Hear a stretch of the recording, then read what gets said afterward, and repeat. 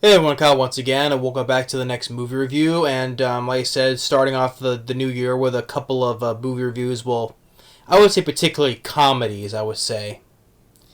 So the first one I did, which I did not like, though, Hot Pursuit. But I mentioned this film because Hot Pursuit was kind of almost like playing off of this movie. So, which I'm sorry to say, this is much better with a much better cast and much better chemistry of the two main characters. So for this review, I'll begin of this starting off this year is which watch it again. It's still a lot of fun. I still a lot of fun, and it's one of my favorite films from Robert De Niro, and that is of the 1988 classic comedy, a little bit of action though, but Midnight Run. Yeah, so Midnight Run from 1988 stars Robert De Niro and Charles Grodin. Rest in peace to Charles Grodin. I think Charles Grodin. I think he's an underrated actor. You know, I know he's been in a couple of some other a lot of films over the years though. But like he was in the '70s remake of King Kong. He was in Rosemary's Baby, which I wasn't a fan of though. But he was in the comedy film with Chevy Chase and Goldie Hawn. It seems like old times.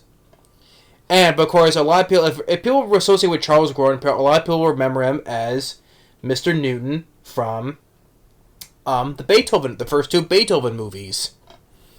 Yeah, George Newton from the first two Beethoven films, which that's why I grew up watching him from the first time I saw Charles Grodin. But then later on, I saw him in Midnight Run, and he did a pretty damn good job with this film.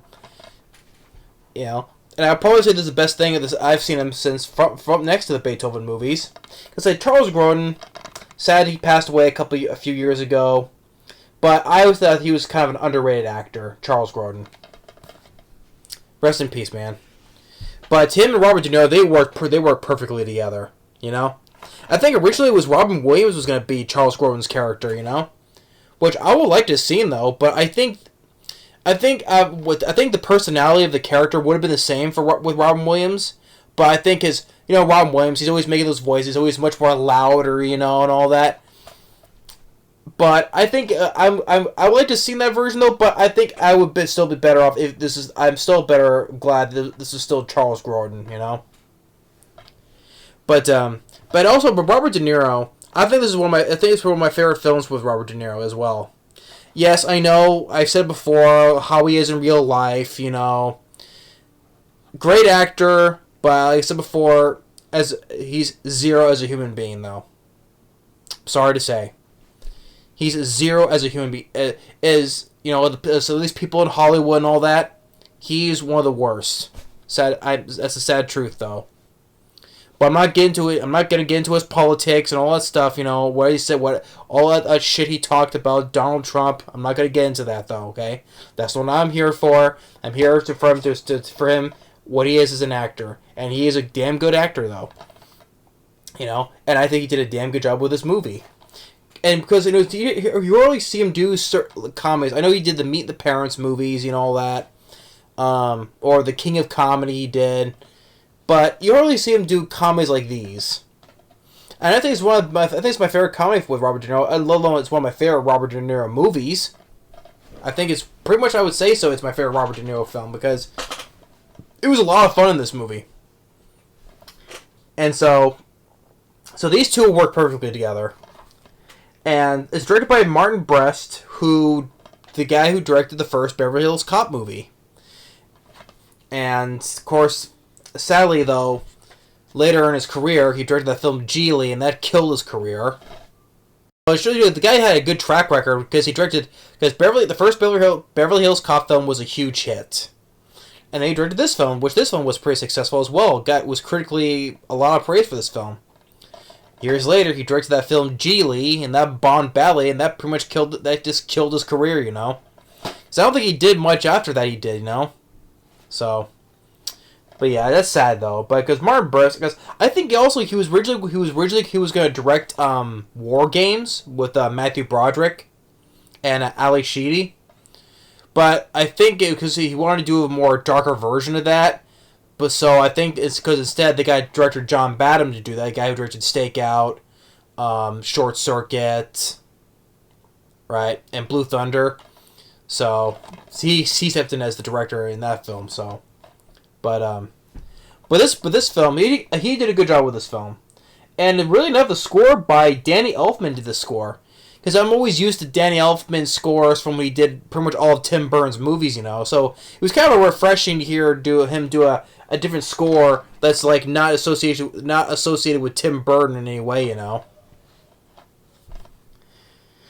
also in the cast was also a great supporting cast. Well, you have Yaphet Kotto from the first Alien film, and also from Freddy's Dead: The Final Nightmare. He was one of the bad guys in one of the James Bond movies.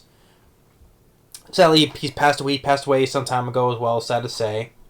And also recently, earlier this year, John Ashton, who also played Taggart from the Beverly Hills Cop movies, 1, 2, and the fourth one that came out this year, which I enjoy that film. It's great to see him come back. Sadly, he passed away shortly after the release of the fourth Beverly Hills Cop film.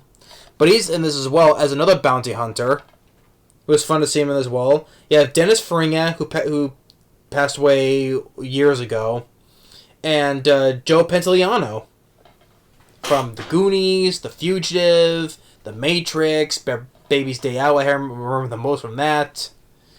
So you have a very good cast in this movie compared to the cast of this film, which compared to, like I said, similar premise to this though, but this was a nothing movie. But yeah, this was a fun film still. It has a 7.1 on IMDb. It has a 95% on Rotten Tomatoes, really enough. So, okay, the story is you have Robert De Niro, who is a bounty hunter, but he used to be a cop though.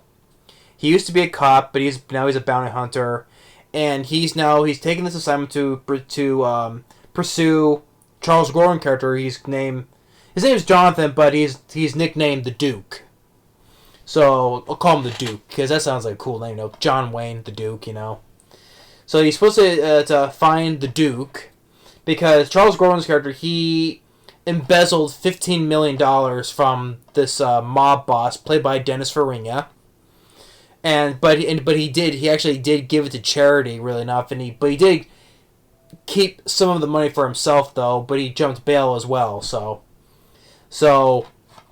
Robert De Niro's character named Jack, he worked. Joe Pantoliano is his bail's bondsman. So if he catches Charles Grodin and brings it back, he gets $100,000.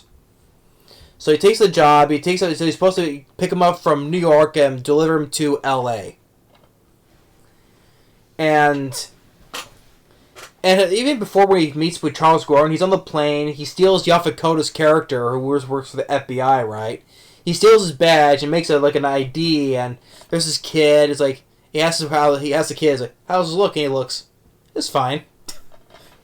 Because the kid doesn't know anything about it, so he just says, "Oh, it's fine." And the dialogue, there's a lot of fun dialogue in this film. Like, for instance, especially the banter between De Niro and Grodin, right? It's like, because what Charles Grodin tells De Niro about cigarettes, it's like, cigarettes are killers, and De Niro goes, so are women. Or he's referring to both Robert De Niro and John Ashton. He's like, you two are what was it? You two are like the dumbest.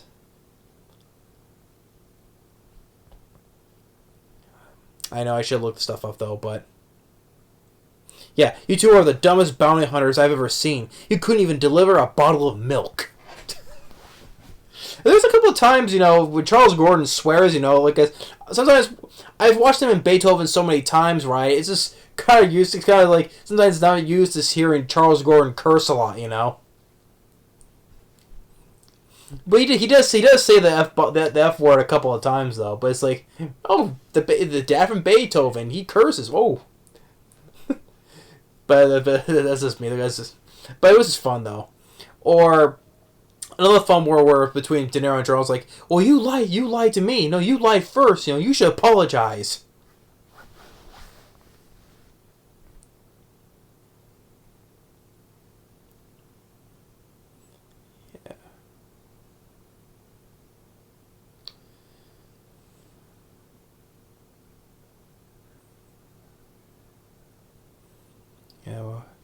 Yeah, because I know. I just lose stuff. A lot of times, some of this dialogue sometimes it's hard for me to remember. Sometimes, though, especially if I haven't seen it in a while, though. But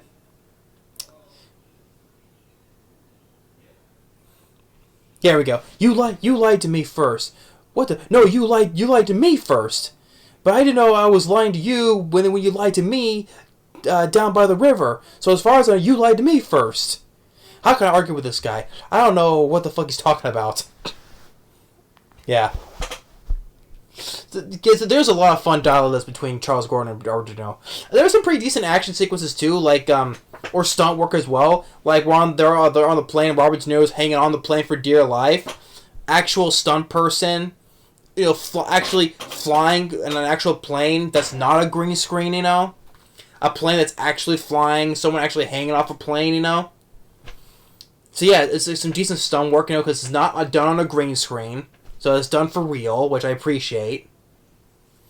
And also with John Ashton, his character's name is Marvin, where with Yaphet Kotto, because he's taking his cigarettes. He's like, John's like, be careful with him, he'll try to steal your cigarettes. Or a running gag with it between him and Robert De Niro is like, Marvin, watch out! And he looks, and then De Niro punches him. That happens a couple of times as a running gag, but actually towards the end, where that joke actually does not become a joke, where he tells him to actually look out. So it wasn't a joke that time. So that became actually pretty relevant, which Marvin did think he was trying to do it again though, but actually it was for real. And so the whole hijinks ensues, between now Robert De Niro. And Charles Grodin. I mean, Charles Grodin, when it comes to like a road trip, it's like a road trip movie, like say a lesser version of Hot Pursuit, lesser version of this movie. Or it also kind of reminded me of the chemistry between not Robert De Niro, Robert Downey Jr. and Zach Galifianakis in Due Date. It was reminding me of that because it was road trip trying to get to point A to point B, right? Because Downey Jr. is trying to get home to his pregnant wife, but he meets with his partner, Zach Galifianakis, which I like Due Date though. But Zach Galifianakis, he was annoying, he was so annoying. Well, he did do a good job of getting under Robert Downey Jr.'s skin, annoying him to the point sometimes Robert Downey Jr. he kind of like loses it, It was almost kind of like It was kind of like this, like, well, Charles Grodin, he wasn't loud, he wasn't being annoying and obnoxious or anything. He's trying to be subtle, though. He's trying to be doing it as subtle, though, but he's asking all these questions, like, about, these cigarettes are killing you, He does it in a more subtle way, He wasn't saying it in an annoying tone or anything,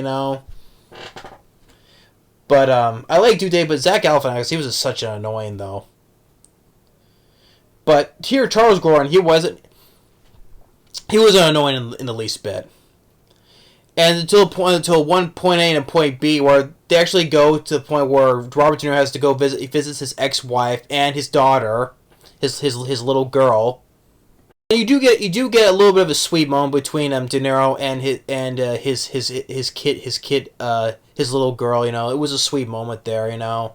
I mean, of course, it wasn't to the point where, because since they're separate, right? The kid is like, wasn't like, oh, I hate you, Dad, I don't want to see you again. No, it wasn't like that. The kid was was happy to see her dad. It was a very sweet moment, between De Niro and the kid who played his daughter. It was a nice sweet moment. And Charles Grodin is there watching, and when they leave, they look back at each other as they're leaving, So it was nice. It was kind of nice of a sweet moment. Or the part where Charles Grodin, where they're gonna hop on the train, but they have to. But when they're trying to get some food though, right? And Charles Grodin uses his ways like, oh, we're using Robert De Niro's badge, like pretending to be FBI to get some food. But then the clerk sees him get on the train, they're like, hey, So you get some more good, some nice moments between when they're on the train too, So. And then it cuts back to Joe Pantoliano because he's getting antsy because if he doesn't, if this part does not happen, he's gonna lose his job. So it cuts back to him once in a while, like he's getting antsy, he's getting all nervous, and which I like Joe Pantoliano. He was funny to see him too. And then once again with John Ashton's character trying to find them as well. And it's like with everybody, with Dennis Farina, him and with his mob boys, and with Yaphet Kotto, him too. It's like everybody, they're all converging together, like up towards the finale where everybody comes together,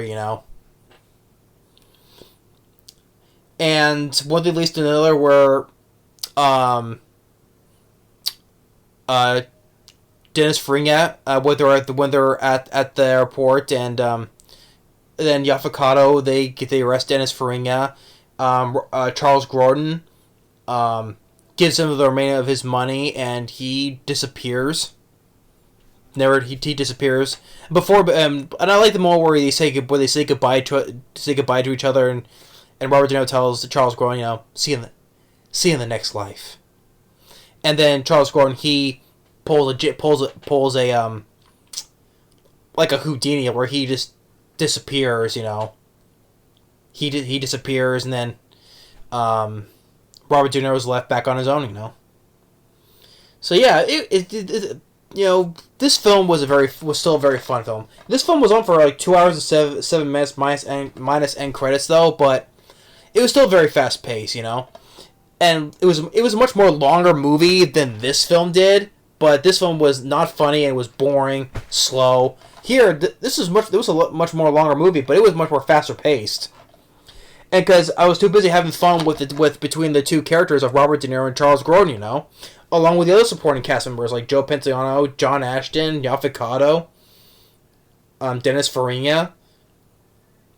And it was all a bunch of fun gags together, with all these characters. And yeah, Midnight Run I had a lot of fun with. It's still a fun film, but what stands out the most is between De Niro and Charles Grodin. These two had perfect chemistry. They worked well together. Especially all these characters. Yaphet Kotto, John Ashton, Dennis Farina. They said they all passed away, sadly, along with Charles Grodin. May they all rest in peace. Martin Brest, he did a good job with the film. Same what he did with Beverly Hills, the first Beverly Hills Cop film. If he didn't do Geely, I don't wonder what happened with his career if he didn't do Geely. Oh well. But the score by Danny Elfman, he did a good job. It was refreshing to see a score that he did that's not associated with Tim Burton.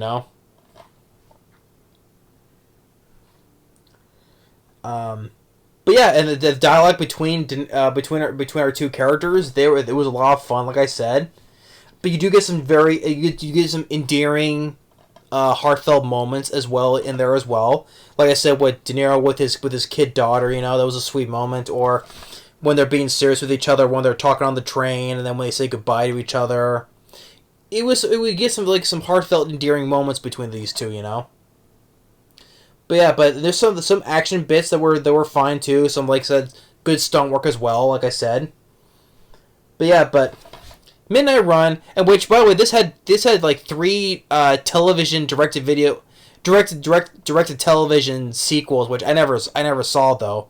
But I knew that I read that Christopher McDonald, Shooter McGavin from Happy Gilmore, he's in that as well.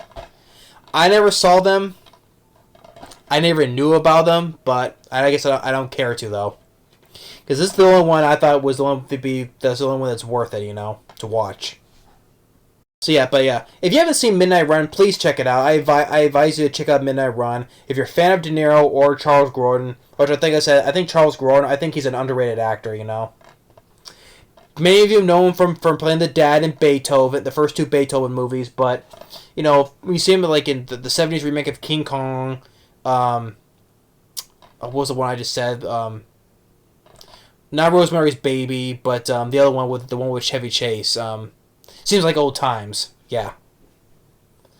So and John Ashton once again working with the director because of Beverly Hills Cop though, and it was glad to see him one last time before he passed away in the fourth Beverly Hills Cop film. It was great to see them with Eddie Murphy, him and George Reinhold, the three of them together. Well, especially at the end though, before he passed away. Sad to say though, but he was still funny in this movie too. Yeah, it was like Marvin, watch out! That's still fun as well. Also, a lot of the phobias. I forgot to mention some of the phobias that Charles Grodin says. I can't fly. I can't. It's too big of a plane. But yeah. But Midnight Run, fun film. I give this a thumbs up. So that's Midnight Run. Fun, still a fun film. I'll probably say it's my favorite Robert De Niro film. I'll pretty much say. And Charles Grodin, rest in peace, man. So thanks for watching. Stay tuned for the next movie review. We'll see you next time. Later.